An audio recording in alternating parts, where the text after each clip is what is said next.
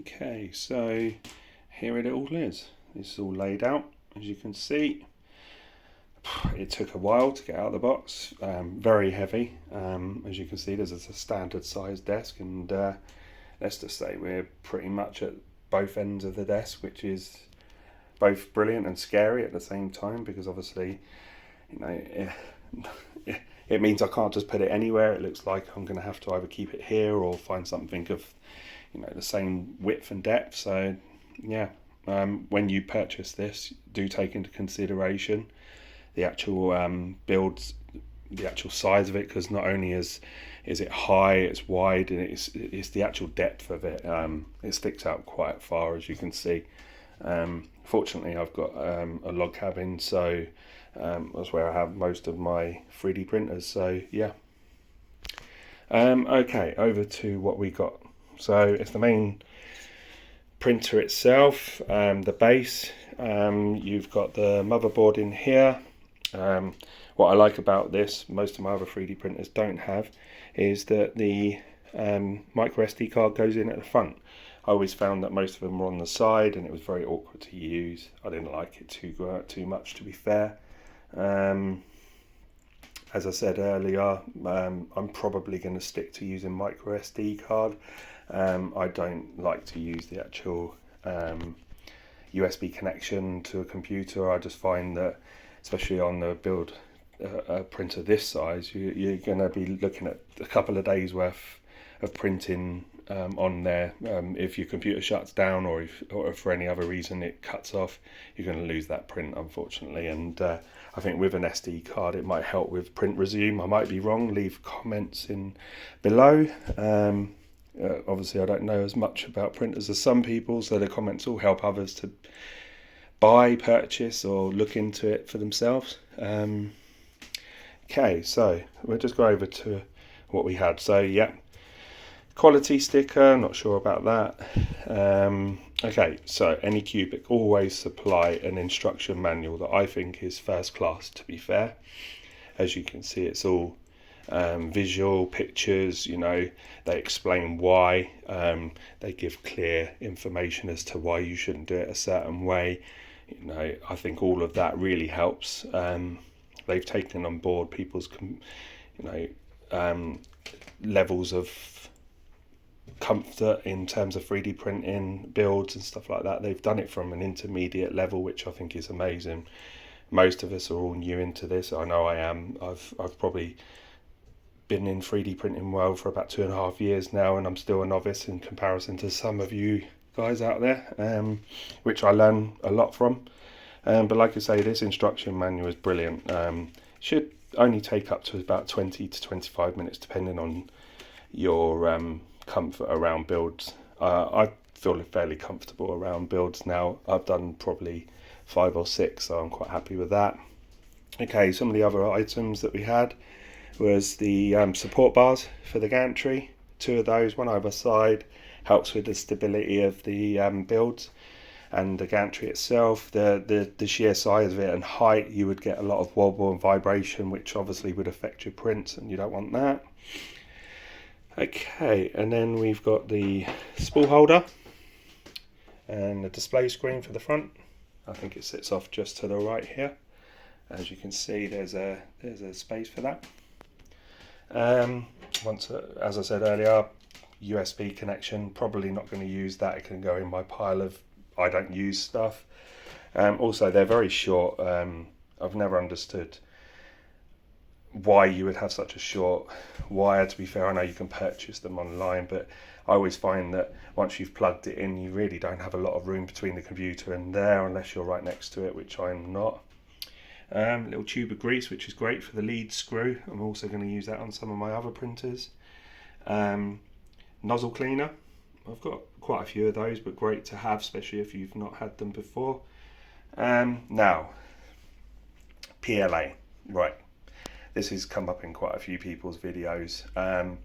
Now, I purchased this Kobra Max for, I think it was about £510 US in UK pounds. So in my eyes, that's quite expensive for a printer. Most printers now average between 200 to 300 pounds on an intermediate level. Obviously they're a lot smaller than this, but you would expect, and I know other suppliers sometimes supply up to 500 grams of filament, and if you're really lucky you'll get a kilo, which, you know, I think that's probably pushing it, but 500 grams would be fairly ideal for something of this size. But 10 meters, not so sure about that. I think I could probably stretch the G-code out of that, but if you look at the size of the machine in comparison to the PLA amount that they give you, it's fairly lacking in my eyes. Anyway, enough of that. And that's a common moan from others. We've got the micro SD reader. I've probably got a dozen of those now, but great, always good to have. And then we got that 8 gig micro SD card. It's good. Some spanners, obviously for the build, which is good. And very small clippers. Now, probably the smallest I've ever had. I almost thought, you know, they've obviously streamlined it. It's not going to sit nicely on top of the gantry if they have any STLs for tool holders. It's likely to fall off, but no, I think it's quite cute, very small. As long as it does the job and cuts the PLA, I'm fine with that. Okay, so we've got a plastic scraper. I'm not sure how useful that's going to be fair. I've always found plastic scrapers, after a while, they lose the sharp edge, which, yeah, it's pretty impossible to have to get it off. I'll probably look online for something a bit more appropriate. And then we've got some cable ties. I guess that's for cable management. Looks like the build plate clamps, which is good. So there's 6 of them by the looks of it. Now it's not clear from the instructions where to actually place those. I've seen online a few YouTube channels have shown that they've put 3 at the front, 3 at the back. Now I feel like there could be some wobble from side to side, especially on big prints. Now I'm probably going to do 2 front, 2 back, and 1 either side. That's probably my route of connecting the build plate. What else have we got? Some all important screws. I'm guessing that this is for the gantry, which it is. Yep, 2 either side. And then these are likely for some spares and for the screen itself. And then we've got some other tools there. Spare nozzle. Now, let me just have a quick look. Nope, it's a 0.4. I was hoping that was going to be a 0.6 or a 0.8 nozzle. I know it comes supplied already built with 0.4. Now the size of this build plate, I would have thought that it would make sense to give us a bigger nozzle, maybe just have the choice between a 0.4 and a 0.6 or a 0.8. I think that would have been better, but you know, that's what the internet's for. You can buy yourself some nozzles and increase your capacity, but I would say if you're going to start up with this, start with a 0.4, get comfortable with the machine, make all the tweaks to it, make sure you're happy with how you're using it, yeah, and go from there. Sometimes it's better to walk, not run, and then I'll run. And then we've got a power cable, the all important power cable for us. So obviously this is a UK plug. You'd have something different if you were the US or anywhere else in the world. And it looks like that is it. So far, obviously we have the main gantry, which I've had to leave out of the way for now. I've noticed, which is pretty ideal actually, there's some little notches in the frame itself. You can probably just about see just to the left of the cable.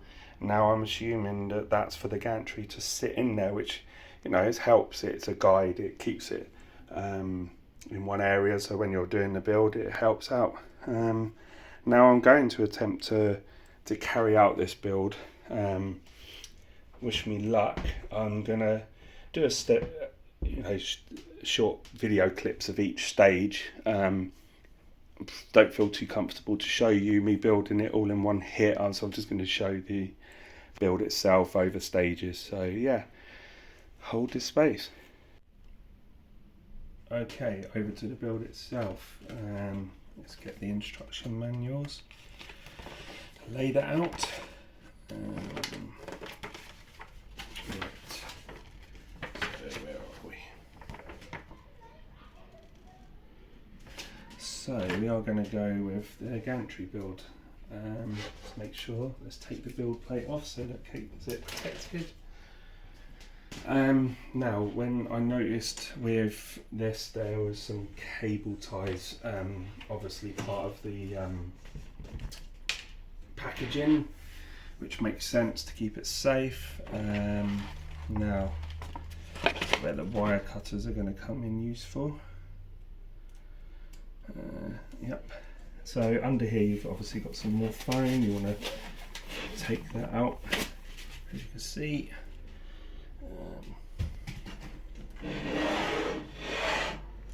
Yep. So under here you can see some cable ties on the cabling, so just cut that, put that to one side, nice and free. Probably best to push that up through the top end of the build. And then you see under here on the gantry itself, you've got a couple of cable ties either side, just up here and here. That's to stop the gantry moving around in transport, which is good. Now, just take care of that, it's quite sharp. Just pull it through. So most of these things are fairly awkward to do, especially with the sheer size of it. Just persevere and it will pull out, as you can see.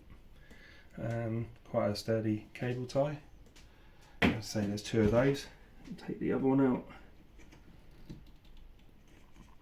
Now these cable cutters are very small, which means they're a little bit harder to get into smaller locations, but it's fine. Just pull that out. Yeah, just take that out there. Probably best to pull it out from the top end by the looks of it, which that made it easier, as you can see, which is good. Okay, right, so I think, looking at it, that's most of the cable ties gone, so it doesn't look like there's any issues there. This is the time to give the base plate a bit of a wobble to see if there's any issues there. It doesn't seem like there is. So what I'm going to do now, I'm going to place this on its sides, so like so, and as you can see the notch is there, and there's a notch on this side. We are going to try and put the gantry on. Hopefully we can do this all in one hit with not too much issue. Okay, so we're going to put the gantry on now. As you can see, there's a notch on either side. What I suggest, and what other people have done with builds, is that they tend to just slightly overhang it over the edge of the desk, which helps obviously putting the gantry on one side. Once you've got one on, that kind of helps. Now, screws. Okay.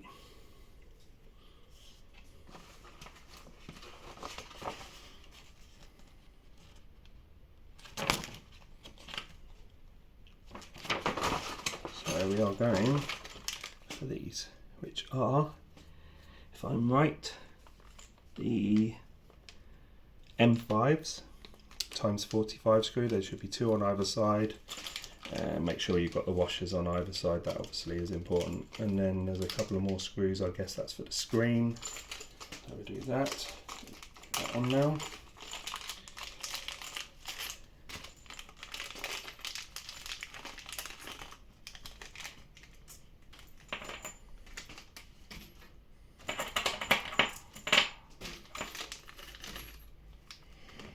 Okay, so we have 4 washers, 3 there, 4, and 4 of those. So let's go. So using these, we are going to tighten the gantry up.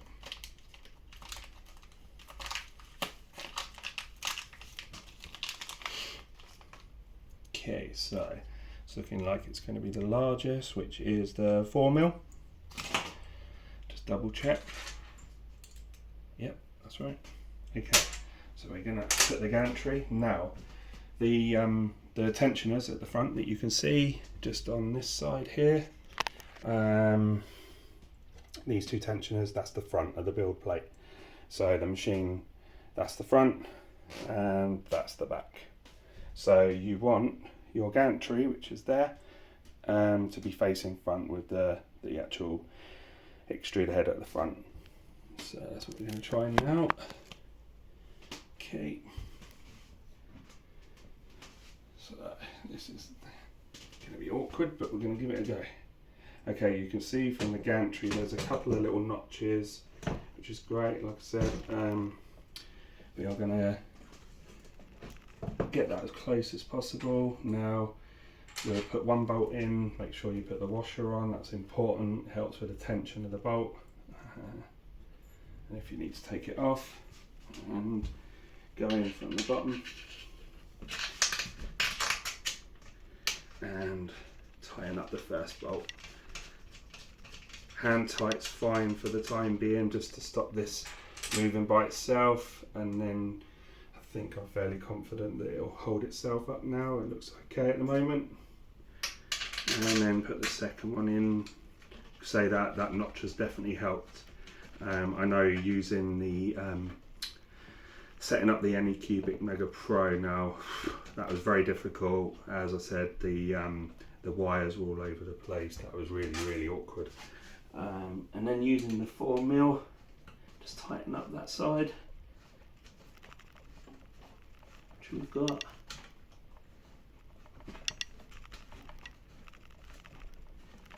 As tight as possible. Make sure any wires are clear, which they are. I've noticed that there's a few wires around where the gantry is supposed to be connected, so just make sure you don't pinch any wires, because potentially you could actually spoil the electrics to that, and you don't want to do that, otherwise you're back to square one and you can't use the printer, which is not ideal. Now we are going to turn this round, looking with some potential great difficulty. Now this is where you don't, because obviously it's only connected up one side, you don't want to be holding the side that's not been bolted. Hold it from the bottom and turn it round,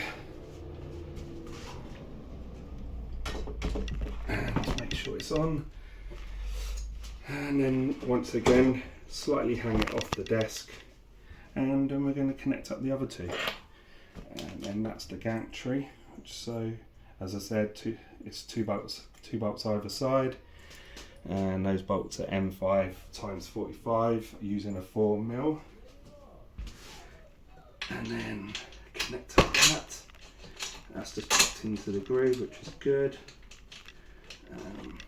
Make sure it's in. And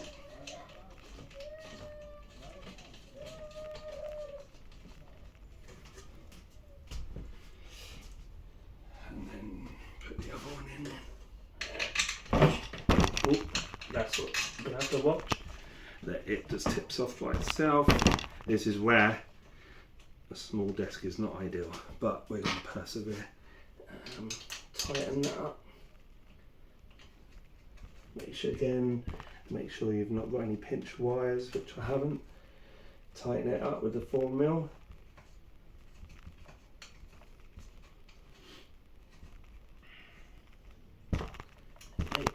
Last one. I think that's probably the hardest part in terms of the build. And then we're looking at connections, just obviously double checking that we haven't got any rogue cable ties, because now if you go and do your print and you've got a cable tie on a moving part, it's probably not going to be great for the printer itself. It'll probably do some damage, which you don't want to do. I think it was 3D Printer Nerd. Now I watch all of his videos, great. The way he describes things has really helped me with the 3D printer world. Now he mentioned when he set up his Kobra Max that some of the other bolts that obviously come pre-connected weren't as tight as they should be. So this is where before you start anything, just to go around the belt tensioners, around the frame itself, just double check that they've been factory installed, that they are actually as tight as needed. They don't need to be super tight, but they're certainly more than hand tight. I've found a few of those are quite loose, so just go around. There you go. Okay, so I'm going to turn this and put it onto the actual desk properly now. Okay, so what we have is the Kobra Max in its true form. As you can see, very, very tall. Looking at the specs on this, we have so we're looking at the printing volume, machine dimensions, right? Okay, so it's 72 by 71 by 66.5 centimeters, and the print size we are looking at 45 by 40 by 40 centimeters. So huge, and it's on a Z-axis double thread, as you can see. Just noticed some more cable ties, we're going to have to get them. I believe there's a cable tie holding both the lead screws on both sides, as you can see, and just noticed on the print head there's one there. So from what I can see so far, two on the main build plate underneath, and one on each lead screw, and one on the printer head itself. So make sure that you clip them. So that's going to be very important, I think. Okay, so I'm going to do that quickly before I forget, which is not going to be good. So I'm going to start with the printer head. Once again, just make sure you clip the cable tie only. You don't really want to be clipping any important wires. And the lead screws. There's actually two cable ties on each of those. As you can see, two on there. Get rid of them. And there's actually another two on here as well.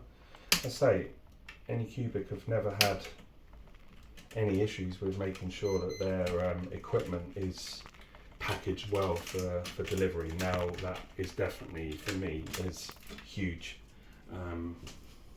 They've done an amazing job with packaging. I think that's somewhere where you don't want to scrimp out on. You want to make sure that when you're sending out that it's packaged well. I've noticed on the lead screws they're very well greased, so in terms of your grease that you've been given, that's probably just for the future. I don't think I need to do that right now. Okay, back to the instructions. So we are installing the support rods now. Now, let's go back over to the spare parts. So, we have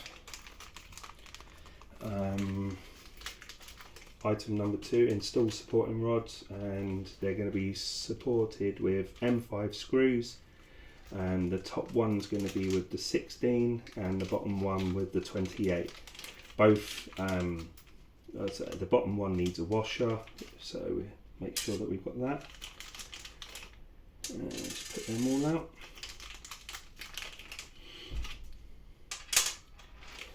There we go.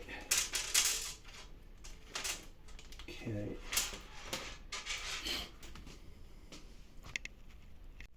Okay, so we're connecting up the supporting rods. Just put together the screw system. So you've got the 28, M5 28 here, and what you want to make sure is that you have this washer here, which is the thicker washer number 2 on the instructions, and then at the top you have the M5 16 screws with a nut, or 2 nuts, sorry. And then you want washer number 1, which is the thinner metal one. And so from here, we are going for, so this side part up the top of the frame, you've got like a locating area, so we're going to go with the smaller washers at the top, and it looks as if we are going with the screw through and then the washer this side. Actually, take that back, it's the screw, the bolt first, through, then the washer itself, and then the nut, which we're just going to hand tighten for now. This is where we want to make sure that the gantry is as square as possible. And then down the bottom, like I say, we are going to go with the 28 screw, and we're going to go the screw first through that, and then the washer over the top of that, and then just at the, you'll see a locating slot. That's what we're going to go for there. Now over to the tools. I think we are probably going with the, let's double check, yep, we're going for the 3mm, and it's quite likely we're going to need the spanner as well, and we're going to tighten that up. You can see, so up here we're going to tighten that up like so. Not good, a bit clumsy with that one. Okay, so I'm just going to tighten it slightly, because obviously there is an adjustment that we need to make with that. That should be fine for now. And then we're going to go for the bottom one, which is there.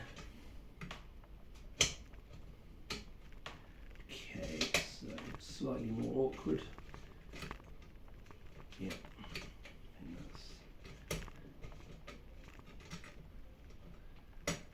Okay, so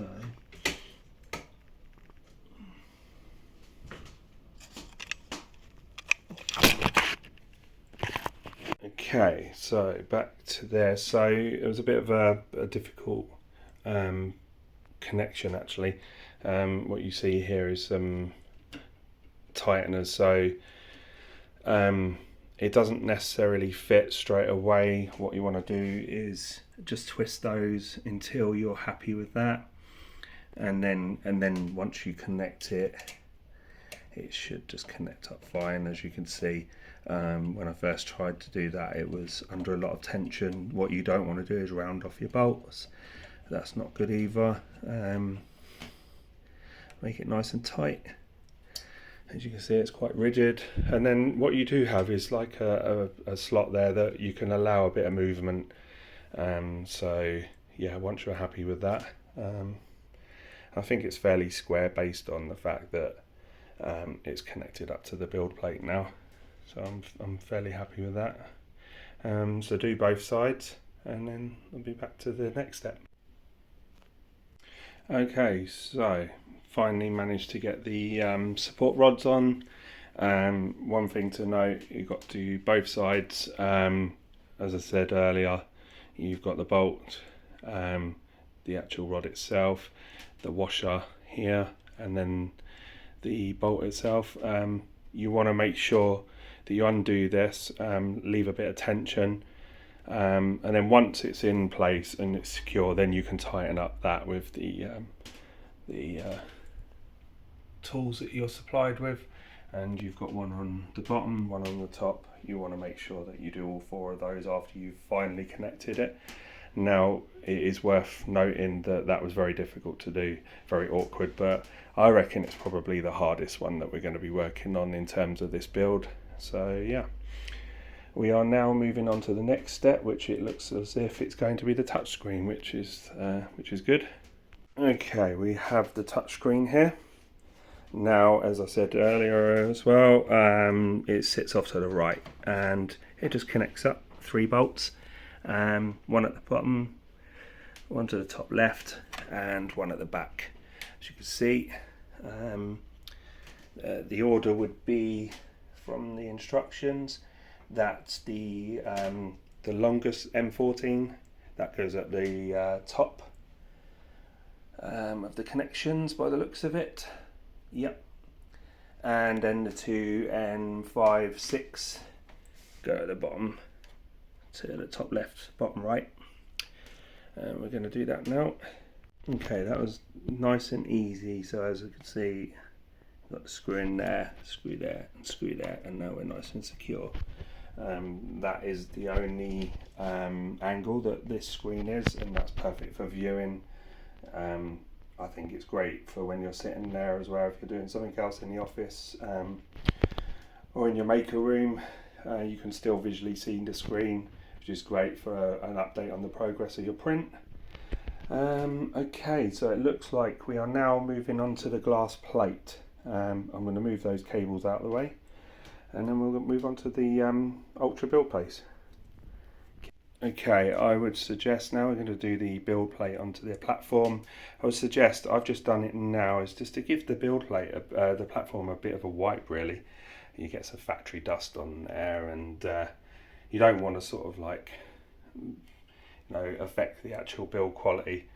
I don't think it matters too much, but it's better to be sure. And then just place the plate gently down, remembering it is glass.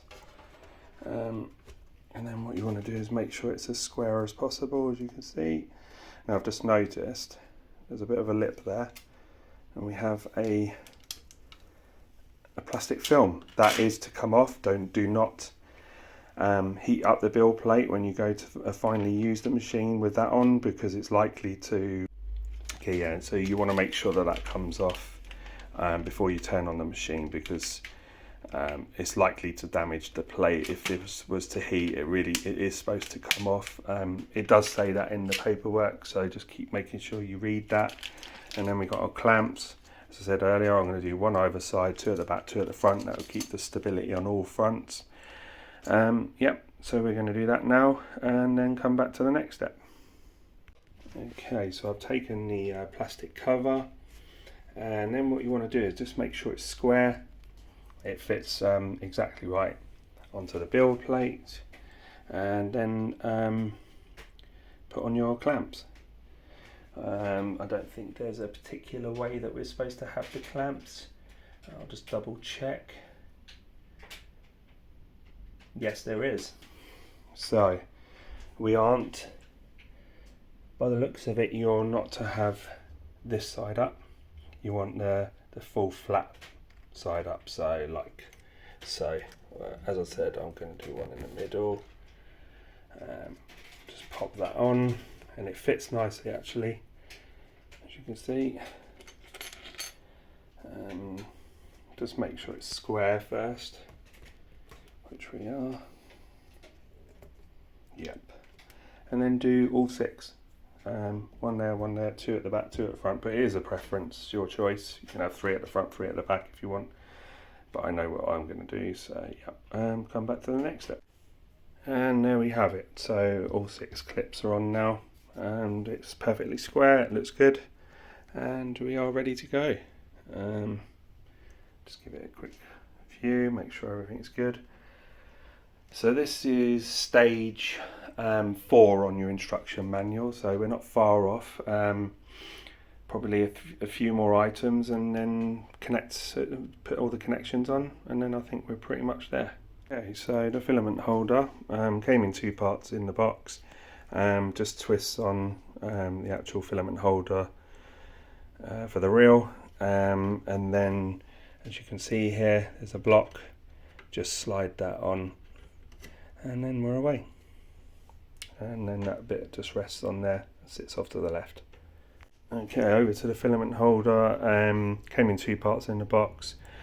Just connect it up, the actual reel holder, and then it sits off to the side like so.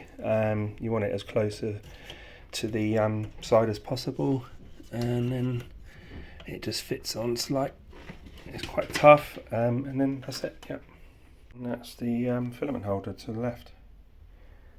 So yeah. Okay, so now we're on to the wiring. Looking at the paperwork, so we've completed all 6 steps, or 5 steps, sorry. We're now on to wiring. So as I said earlier, there's some do's and don'ts, and we're going to do the do's. Okay, so the wiring, connect all these cables to the ports following the corresponding label. Note that cables are packed under the heated bed. Please pull them out carefully. Do not connect or disconnect any cables when the machine is on. As you can see, I've not got it powered on. I don't do any installs with power. And then we'll move on to that step there. Okay, so the first shorter cable fits into the Bowden extruder. As you can see, it's a push fit, and then you've got a couple of little push clamps which you should hear a click, and then make sure that that's in securely, which it is, on both sides. Yeah, just make sure. Yep. Okay, and then we have the main head, which is obviously the longer cable. So looking at the paperwork, you want to make sure that the actual cable is not kinked up. You want to straighten it all up, make sure that it's completely flat, and that's what we're going to do. Okay, so yeah, I've connected up the cable to both the Bowden extruder and the filler head. Notice that the instructions do say do not put it over the top of the gantry. That would affect the lifting on the Z. As you can see, there's some nice clips there. We're going to tidy up all and just have some good cable management, make sure it's all clear, and then we'll move on to the next step. Okay, so connecting up the cable, I found that those little clips that they give you are very difficult to use. I managed to do it in the end. Definitely caused a little bit of a pain, but you know, I'll probably change them over to cable ties after a while. And then we're going to connect up some more of the connections. I believe there's several more. We've got the Z on the right, which the cable's nearby. Just make sure that it's nice and square, and then push in nice and secure. And then we've got the other cable over here, which is coming round. Make sure that.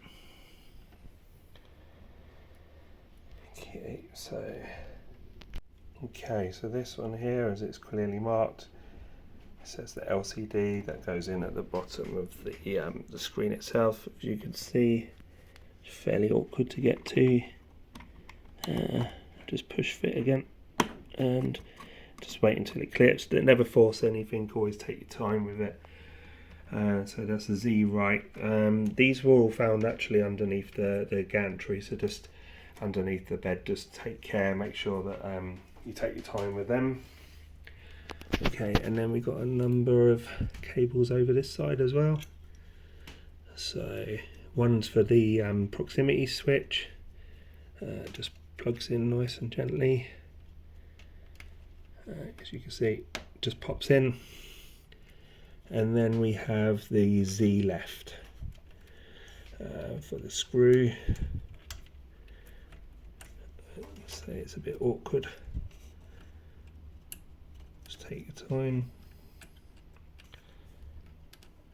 and then just give it a little push, nice and square again, and then we're on. Now what we want to do is just double check that all the other cables are in place, which they are. The proximity switches and so that's a filament sensor there. It looks as if, so there's one more item that you need to connect, which is the cable tidy. So it sits just up on the gantry there, and it just keeps all these cables nice. The last thing you want is all them draped around. It's not good. So we are coming along, as you can see. That's the Anycubic Kobra Max, and on to the last and few steps. Okay, so what you need to do is there was a clamp. So the actual clamp itself is actually already on the gantry, so you won't find it in your spares or your parts. Just unscrew it, and and then feed your printer head cable. You just have to slightly kink it. Obviously, once again, don't force it. Be careful with it, take your time, and it just fits nicely. Don't have it too tight, as the instructions say. Keep it, so just might be worth me undoing it slightly. And the reason for that is just to allow this cable to actually move freely backwards and forwards as the head goes up and down. But to be fair, and the other thing I would say is that you want to make sure that you can move this up to this end, like so. I found there's some packaging in the actual printer head, and now looking at that, the printer head's very wobbly. I'm guessing that they've tightened it up in place, so we're going to have to do the eccentric nut, which it can be found just underneath there. Just give it a little twist. And right now that would be of no use to us. The prints would be awful. So what you want to do is just push it over to its furthest point, make sure that cable's not got any kinks in it and it's not under any tension. As you can see there, it's looking good. The Bowden tube looks good. And then I believe we have just a few more steps. Using the cable clips, cable tie, the Teflon, which we did. So I probably did that a bit early, to be fair. And then make sure that the zip ties are off all around. And then just tighten up the eccentric wheel, which we're going to do. And we are pretty much there. And finally, just with the cable ties, it says to tie it to the left hand support rod. I didn't do it too tight, allow a bit of movement. You don't want to stress the cables. And then say double check everything and we're good to go, I think. Okay, so I tightened up the eccentric nut with my tool. As I said, it's at the bottom wheel. Tighten that up until your printer head is quite secure. As you can see, it's not wobbling anymore.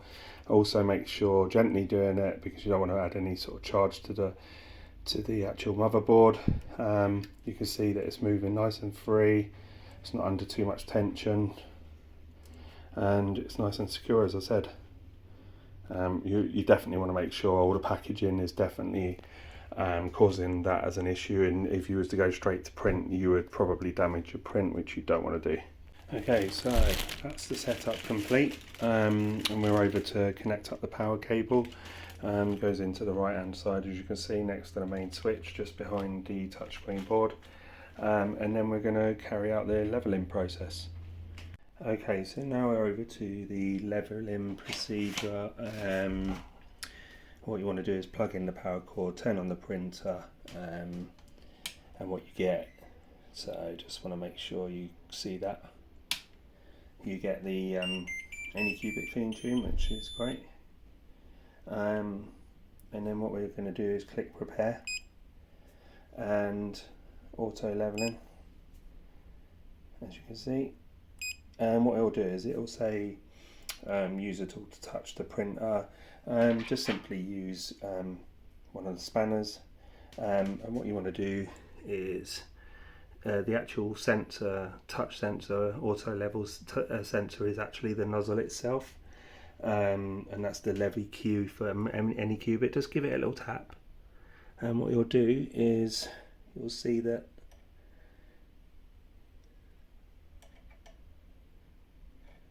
it's now happy with that just by touching the bottom. It's now giving it the opportunity to carry out the rest of the auto level, as you can see. So it's obviously using the silent drivers, the TMC 2009s, so there's no noise in terms of that. You most likely get some noise from the fans, from the main board and from the printer head itself, but to be fair, that's pretty standard. I think with most printers nowadays you do get some sort of relative noise. I don't think we can have a silent printer. If you've got a silent printer, you're probably not getting anything useful from it. As you can see, it's now going down. to the homing. That was probably just touch.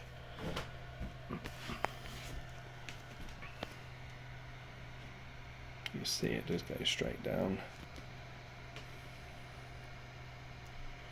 And I think it does a mesh level, which is extruding some filament from obviously from the factory trials.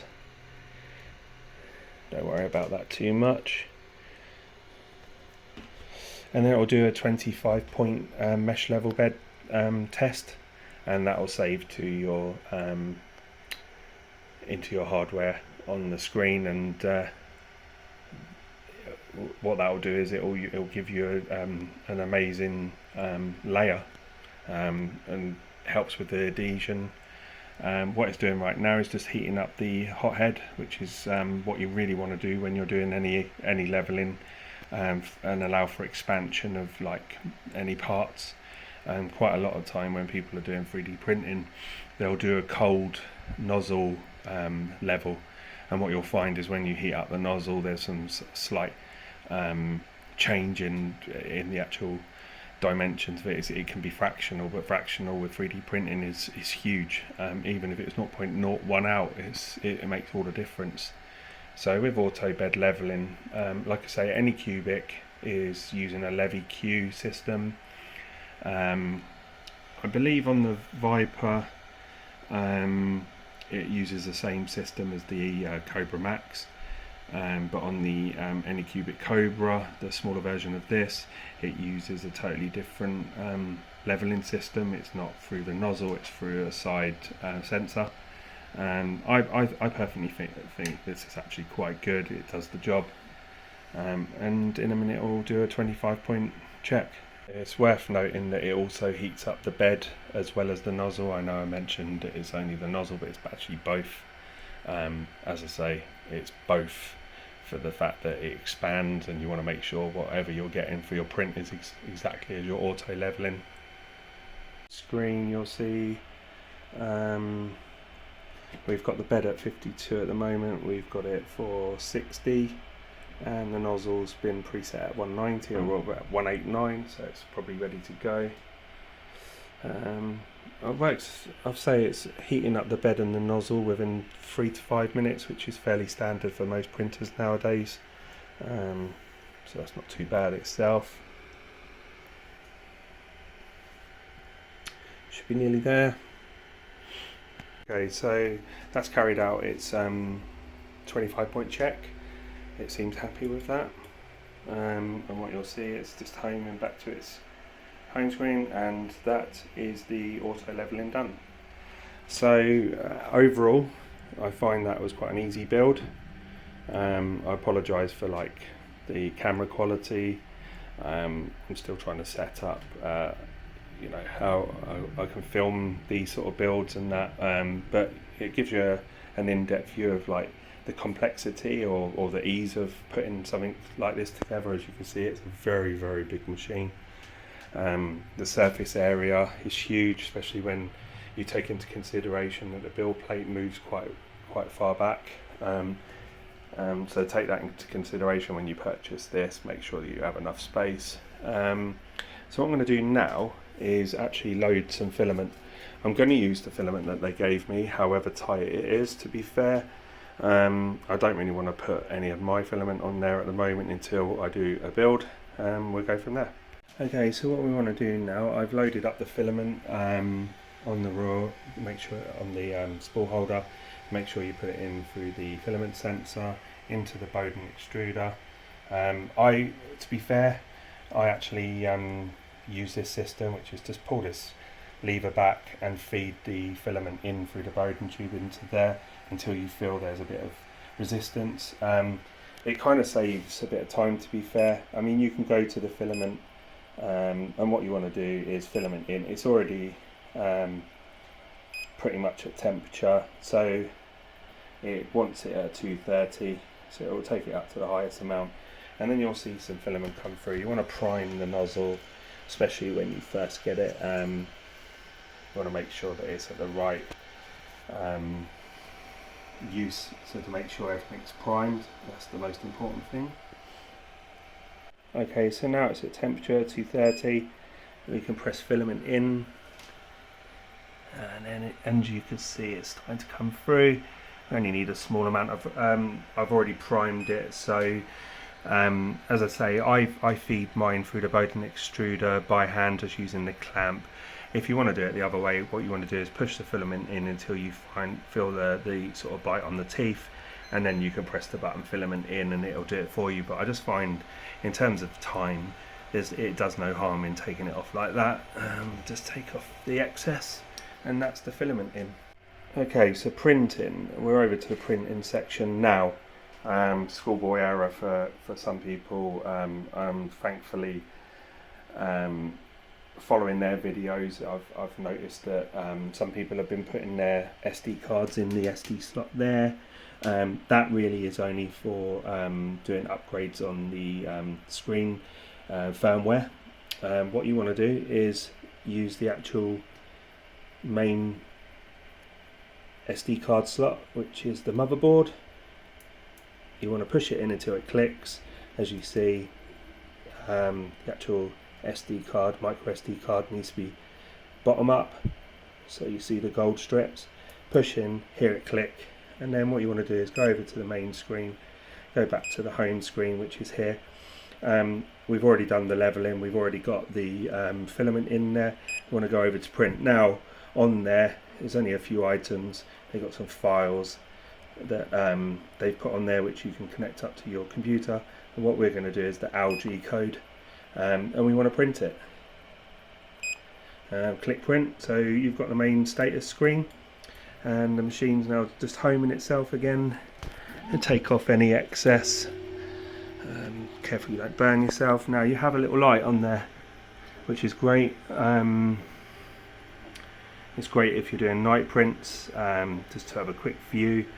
It's lovely and silent. And on the screen you've got the print rate, which is 100%, progress rate is 0, bed temperature 60, hot end at 195, and then the current time. So you can pause it, you can stop it, and you've got some other settings. Change the temperature, change the Z. You can also turn off the light if you want to. As you can see, it can on and off. I think it's fine being on. It's not doing any harm. You can change the print speed. At the moment the fan is off 0. That's off the first couple of layers, is normally that way, and that's it. So if you go back, as you see, main screen, all good. So like I said, pause, stop. Stop is obviously you're not going to be able to recover the print, and then leave it to it, and we'll come back to it when it's done. As you can see, it's feeding through nicely through the filament off the reel. Hopefully they've taken into consideration how much filament they've given me. If it runs out, we're at half an hour, which is fine. Got a few of them from all my previous installs and prints, the Mega Pro, the Mega Zero. It's looking good so far. It looks as if it's printed a skirt. I'm guessing that's just helps with adhesion, it helps with flow, which is great. Quite a bit of heat coming off that. I know it's been mentioned in other videos. It's quite a large surface area. It's 400 by 400, which is 150 mils more than most average moderate size printers. That's a huge amount of surface area to print when, for instance, you're only doing an owl. But I think overall the printer is amazing. I think the tensioners on there is brilliant. You've got 2 on the front and 1 on the gantry for the filling head. Overall, I'm very happy with this. I think Anycubic are smashing it out at the park at the moment in terms of builds.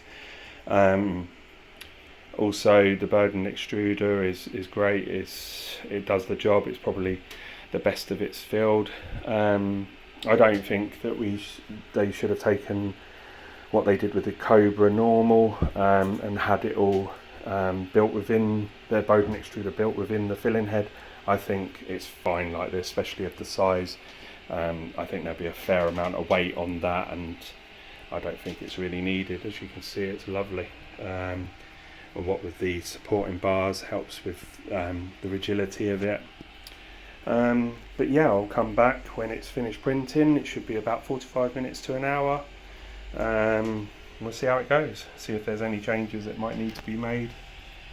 And that's the Anycubic Kobra Max. Okay, so we're about 42% into the print, as you can see. It's going pretty well, I don't see any issues. It's looking like the adhesion is really good.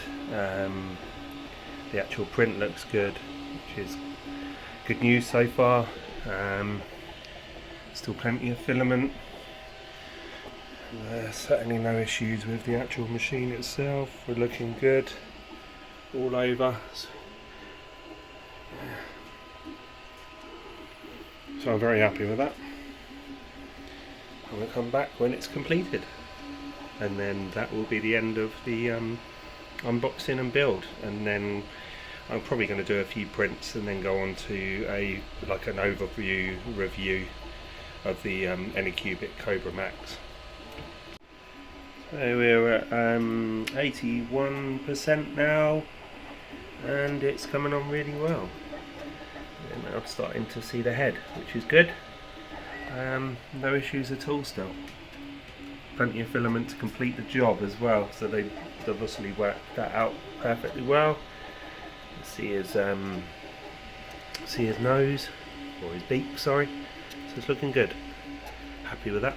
So that was the review for the Anycubic Kobra Max, and I'm very happy with the out, apart from the fact that I accidentally dropped it on the floor. It had nothing to do with the printer itself, it's completely my fault. As you can see, really good quality, very minimal layer lines. I'm very happy with that indeed. And that's it. So if you could like and subscribe to my channel, and I'll probably do some more prints. Right now I'm printing a calibration cube. It's looking quite good, so if you could like and subscribe, that'd be great. Take care.